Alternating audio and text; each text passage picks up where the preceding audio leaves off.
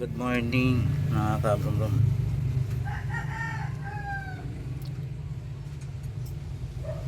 Ayan, ito ano to, Hyundai Starex D4BH engine.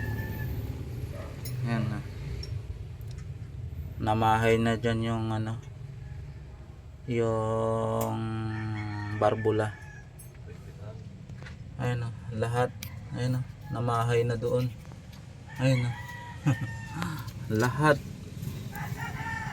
mga kabrum-brum. So namahay na talaga yung barbula.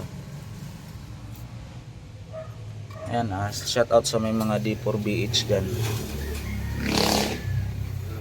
Lumalagatok yan mga kabrum-brum pag umaandar. Ayan, siguro ano ito mga kabrum-brum, pinalitan siguro ito ng piston.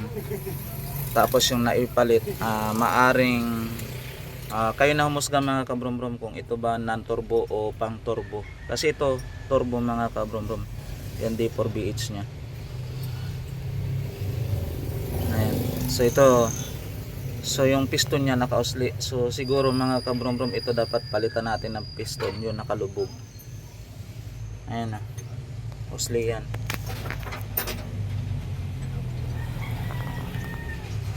Ayan, so Starex itong mga kabrum-brum na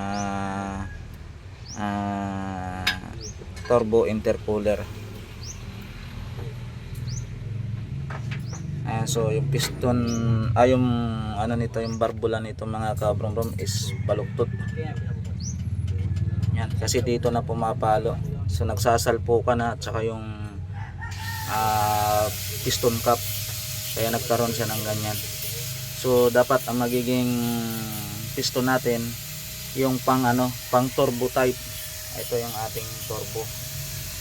Kasi ito maaring hindi ito pang turbo type mga kabrum-brum. So maraming klase kasi ang piston ng D4BH, or tinatawag nila yung iba, sabi nga nila 4D56 engine. So halos magkakaparehas lang yan, pero magkakaiba sa piston cap.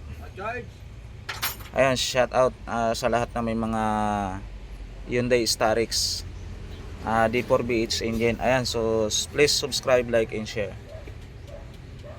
Thank you.